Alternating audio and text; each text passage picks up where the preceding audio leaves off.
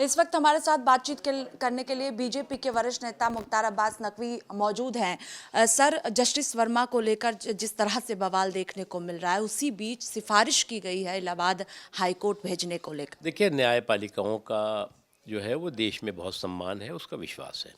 और supreme court इस दिशा में सम्मान और विश्वास को बरकरार रखने की दिशा में जो भी कदम उठा रही है उसका हमें सम्मान भी करना चाहिए, और जो लोग इस पर सियासत कर रहे हैं उससे उससे बाज आना चाहिए। लेकिन इलाहाबाद में सर लगातार इसका विरोध भी किया जा रहा है बार का। जो भी इस दिशा में सुप्रीम कोर्ट कदम उठा रहा है वो न्यायपालिकाओं के सम्मान को बरकरार रखने के लिए, इस पर सियासत नहीं होनी चाहिए। एक बयान सर कांग्रेस नेता उदित राज का सामने आया है। उन्होंने कहा है कि न्यायपालिका में जिस तरह से भ्रष्टाचार है उस पर काबू करने के लिए आरक्षण लागू करना चाहिए, क्योंकि एक जाति का दबदबा है। देखो, ऐसा है कि उनकी पार्टी जो है वो खुद ही आरक्षण पर जो है हमले कर रही है।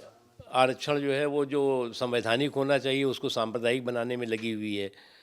तो मुझे नहीं लगता है कि इस तरह के जो बयान दे रहे हैं वो बयान जो है उसका कोई अर्थ है।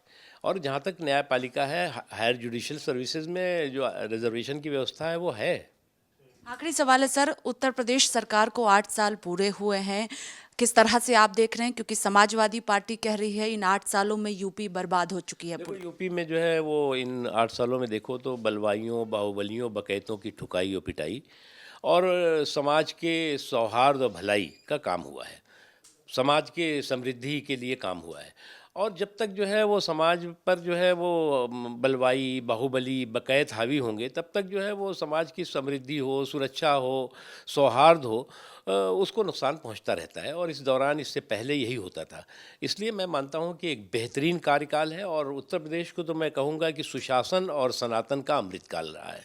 बहुत शुक्रिया बातचीत के लिए। कैमरा पर्सन देवेंद्र के साथ स्वाति पाठक, भारत समाचार, दिल्ली।